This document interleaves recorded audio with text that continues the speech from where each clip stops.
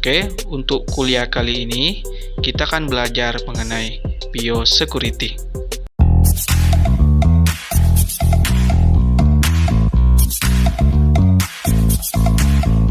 Berbicara tentang penyakit, penyakit merupakan penyebab terbesar kegagalan budaya udang, baik karena serangan virus, bakteri, parasit, maupun jamur.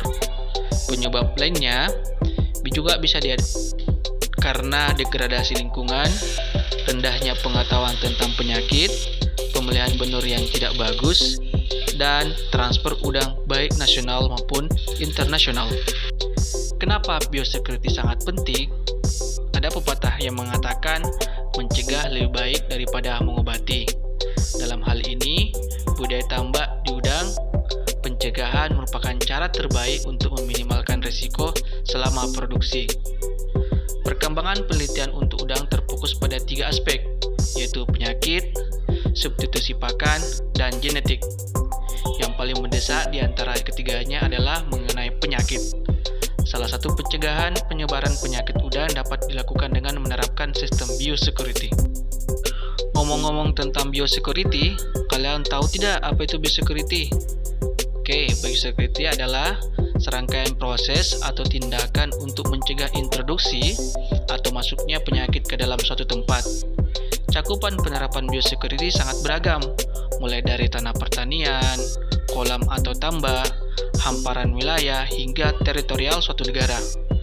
Biosecurity merupakan salah satu metode dalam mencegah penyakit.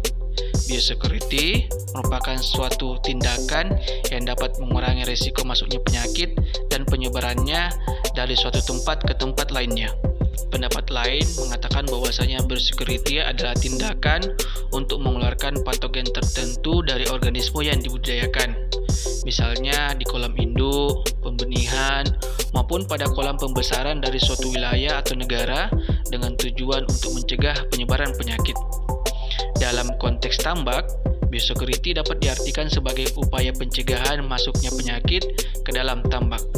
Penerapan biosecurity, khususnya di tambak, menyesuaikan dengan kondisi skala yang ada di tambak. Semakin sederhana atau skalanya semakin kecil, maka biosecurity yang diaplikasikan juga semakin sederhana. Sebaliknya, semakin intensif atau supraintensif tambak yang kita terapkan, maka aplikasi biosecurity akan semakin ketat dan semakin mahal. Penerapan biosecurity merupakan suatu keharusan bagi petambak jika ingin memitigasi risiko kegagalan dalam budidaya. Semua tambak atau semua petambak harus menerapkan biosecurity, baik tambak mereka ekstensif, semi-intensif, intensif, apalagi supraintensif. Lalu, apa aja sih cakupan kegiatan biosecurity? Kegiatan biosecurity meliputi beberapa hal. Pertama, memasang filter pada pintu pemasukan air, memasang pagar keliling, menggunakan bak cuci atau desinfektan bagi siapa saja yang masuk ke areal tambak, baik kendaraan maupun orang, memasang pagar penghalang kepiting dan hewan liar, sterilisasi air dan kolam pada saat persiapan awal, menggunakan air seminim mungkin atau kadang disebut sebagai closed system, dan itu lebih baik, memasang pagar penghalau burung, dan terakhir tidak menukar peralatan tambak atau selalu mensterilkan alat sebelum dan sesudah digunakan. Karena budaya perairan hakikatnya adalah bagaimana mengelola air, maka dalam hal ini pemasangan filter air merupakan hal yang sangat penting sebagai langkah awal dalam mengembangkan sebuah usaha budaya, baik itu udang maupun ikan. Adapun hal pemasangan pagar keliling, hal ini dimaksudkan agar hewan-hewan yang tidak diinginkan, semisal kepiting atau hewan pemangsa lain tidak mudah masuk atau dapat dicegah masuk ke dalam kawasan tambak. Pemasangan penghalau burung juga merupakan hal penting dalam menerapkan biosecurity. Dalam hal ini, pemasangan burung atau disebut sebagai barrier itu dapat mencegah burung mengambil langsung makanan, atau burung tersebut juga bisa sebagai vektor atau carrier penyakit, sehingga dapat mencegah distribusi penyakit dari lokasi tambak satu ke lokasi tambak yang lain. Ada baiknya sebelum air masuk ke dalam tambak, air tersebut dilakukan treatment terlebih dahulu agar air yang masuk benar-benar terjaga kualitasnya. Pada slide kali ini kita melihat adanya closed system, yaitu sistem budidaya yang dimana menggunakan air seminim mungkin, karena air merupakan hal yang sangat penting dalam menumbuhkan hewan budidaya. Tingkatan penerapan biosecurity. Pertama, sangat tinggi disebut juga sebagai ultra high level, tingkatan tinggi high level, tingkatan sedang disebut juga medium level, tingkatan rendah low level, dan tidak ada sama sekali penerapan biosecurity-nya, disebut juga non. Lalu apa sih manfaat dari penerapan biosecurity tersebut? Pertama, agar resiko penyakit bisa diperkecil. Deteksi sebaran dini bisa dilakukan. Kemudian menekan kerugian yang lebih luas atau lebih besar apabila terjadi kasus wabah penyakit. Adanya efisiensi waktu, efisiensi pakan, dan tenaga. Dan terakhir, kualitas udang lebih terjamin. Apa yang perlu diperhatikan dalam penerapan biosecurity? Jadi, penerapan biosecurity ditambah tidak lepas dari aspek komponen biaya yang harus ditambahkan, karena hal tersebut sangatlah penting. Untuk tambak dengan skala tradisional, biayanya pasti lebih murah dan lebih kecil dibandingkan tambak skala intensif. Akan tetapi, walaupun demikian, ada baiknya seluruh level tambak, baik ekstensif, semi-intensif, intensif, bahkan super intensif, tetap harus menggunakan atau menerapkan biosecurity. Masalah hitungan minimal komponen biaya yang perlu tambahkan untuk aplikasi biosecurity paling tidak sekitar 4.000 per kilogram udang yang diproduksi. Dalam hal ini, hitungan biaya yang dikeluarkan tersebut untuk treatment atau perlakuan air di tambak. Di antaranya, pembelian probiotik, bahan kimia untuk pengolahan kualitas air di tambak. Sebenarnya angka tersebut masih masuk dalam margin budaya karena keuntungan budaya udang itu bisa mencapai 100%. Kalau dikalkulasikan ke dalam komponen harga pokok produksi atau HPP, udang yang rata-rata sekitar 35-45.000 per kilogram dengan harga jual sekitar 80-90.000 per kilogram tergantung size-nya. Jadi penambahan biaya untuk treatment air dalam hal ini bagian dari pengaplikasian biosecurity yang mencapai 4.000 per kilogram itu masih masuk dalam hitungan margin keuntungan dari petani itu masih besar, sekalipun penambahan biaya ini mengurangi margin petambak. Namun dari sisi tingkat kegagalan, hal tersebut tentu tidak sebanding, dalam artian bisa dikurangi tingkat kegagalannya. Jadi daripada harus mengambil resiko kegagalan dan menghilangkan margin yang sangat besar, tentu akan lebih bijak jika para petambak mengurangi marginnya untuk meningkatkan potensi kegagalan melalui aplikasi biosecurity di tambak. Membangun pagar masuknya penyakit di tambak dengan aplikasi biosecurity ya memang tidak murah, akan tetapi paling tidak ini dengan penerapan biosecurity merupakan cara yang paling baik untuk mencegah kegagalan produksi udang di tambak. Sekaligus upaya untuk menjaga sustainability atau keberlanjutan usaha budaya udang di tambak. Mengurangi sedikit keuntungan untuk memperoleh keuntungan yang terus-menerus merupakan langkah yang sangat bijak untuk para petambak. Dalam aplikasi biosecurity, jadi ada beberapa aspek yang perlu menjadi perhatian dalam penerapan biosecurity di tambak. Antara lain, pertama, pada bagian input yang meliputi benur.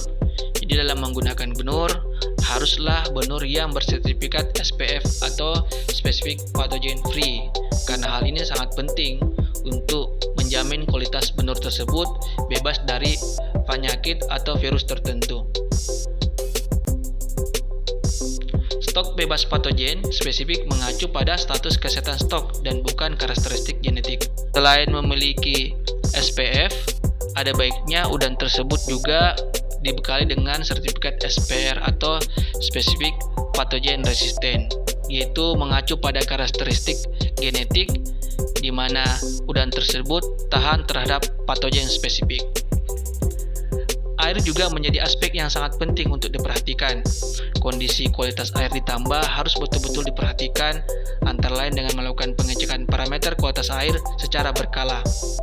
Penggunaan probiotik juga merupakan hal yang penting, karena hal tersebut bertujuan untuk meningkatkan kualitas air, meningkatkan daya tahan udang, dan meningkatkan kecernaan udang, sehingga dapat mengefisiensikan pemberian pakan atau penggunaan pakan.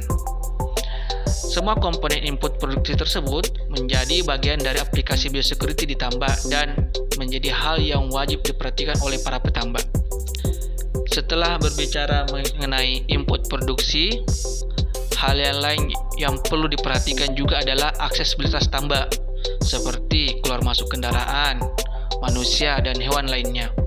Keterbukaan tambak seperti pada umumnya Indonesia membuat carrier penyakit bisa dibawa oleh siapa saja ke dalam lokasi budidaya. Dari sisi aksesibilitas, penerapan biosecurity dilakukan juga dengan pemasangan alat penghalau burung atau waring agar tidak ada burung yang masuk ke tambak karena dikhawatirkan menjadi pembawa atau carrier penyakit dari luar. Selain burung, hewan lain yang perlu diperhatikan adalah kepiting. Kepiting harus dibatasi agar tidak sampai masuk ke tambak dengan memasang pagar atau perangkap di sekitaran tambak.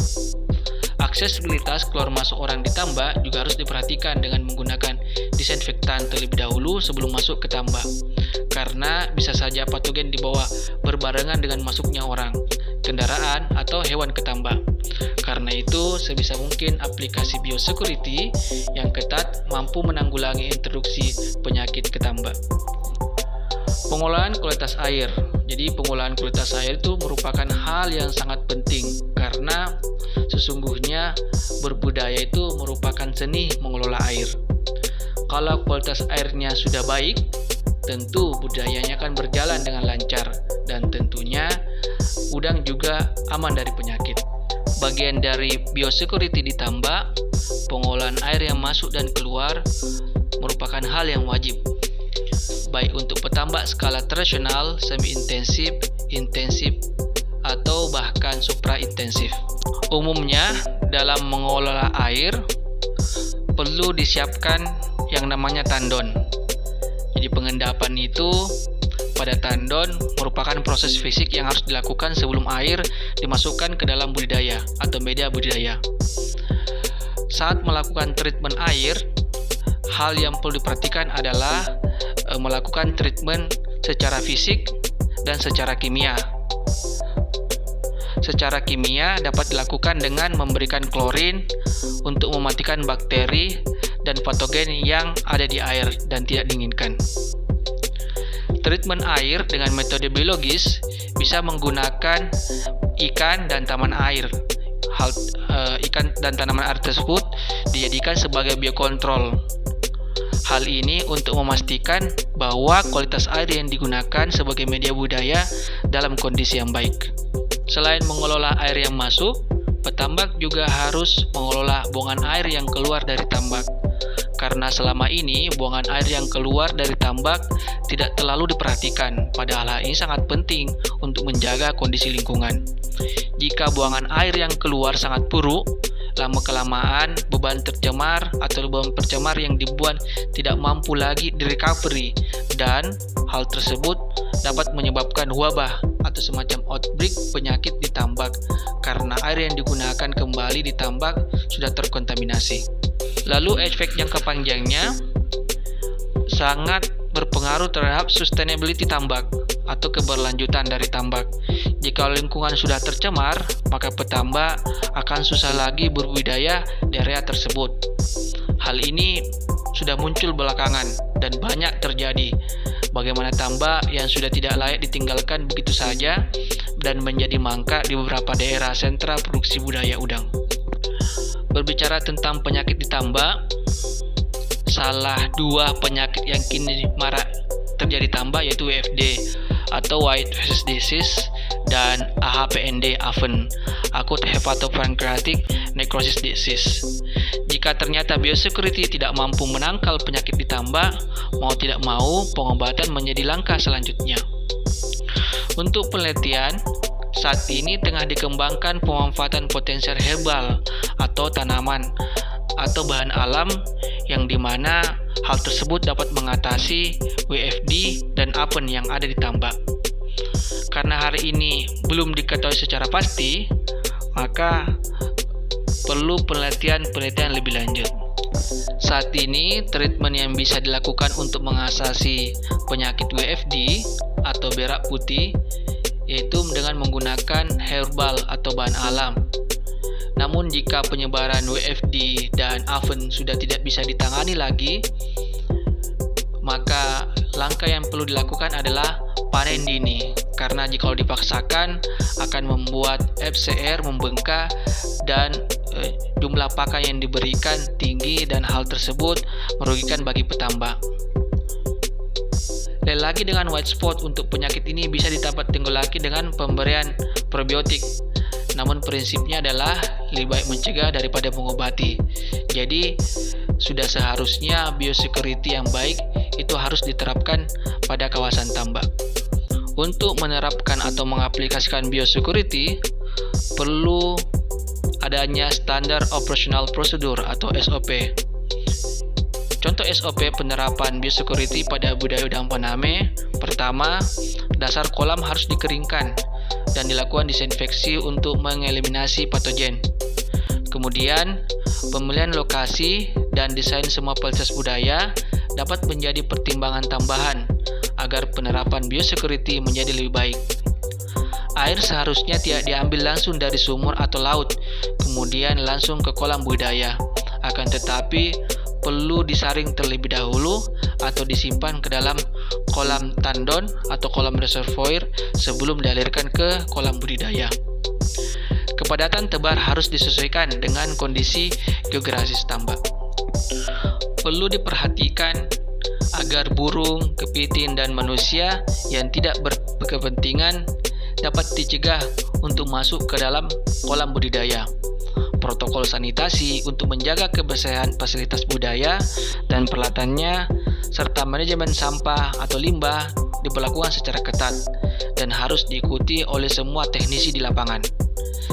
Teknisi kolam harus menjaga kebersihan sendiri atau kebersihan diri. Tidak menggunakan pakan segar, tetapi menggunakan pakan pelet dari pabrikan yang terjamin bebas patogen dan komposisi nutrisinya. Jika terjadi serangan penyakit saat budaya berlangsung, harus dilakukan disinfeksi sebelum dibuang. Patogen atau organisme yang berpotensi menyebabkan penyakit menyerang dan menyebar dengan cara yang berbeda, sehingga melakukan perlakuan yang tepat. Jadi jikalau ada patogen atau organisme yang menyerang, setiap patogen atau organisme tersebut perlu mendapatkan treatment atau perlakuan yang berbeda-beda. Jika dilakukan panen darurat, sebaiknya tetap menggunakan jaring dan hindari mengeringkan kolam. Setelah panen, air dan kolam harus dilakukan disinfeksi terlebih dahulu selama kurang lebih 7 hari sebelum masuk siklus budidaya berikutnya. Sebagai pesan terakhir dalam kuliah kali ini, yang harus dicatat bahwasanya SOP ini harus diterapkan secepatnya, dilakukan secara terus-menerus, dievaluasi secara berkala, dan dapat diubah memang jika dibutuhkan.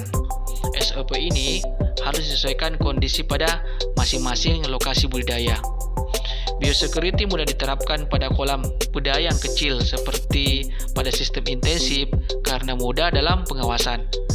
Kualitas lingkungan yang baik akan menghasilkan produktivitas tinggi dan tahan dari penyakit. Perlu diketahui bahwa setiap perlakuan yang diberikan akan memberikan efek pada sistem yang terjadi pada kolam. Perlakuan harus mempertimbangkan dampaknya. Jadi para petani atau para petambak sebisa mungkin atau secepat mungkin dan wajib hukumnya bagi para petambak untuk menerapkan biosecurity. Mungkin itu saja yang bisa kami sampaikan pada kesempatan kali ini. Jikalau ada saran dan pertanyaan, Silakan disampaikan di kolom komentar ya.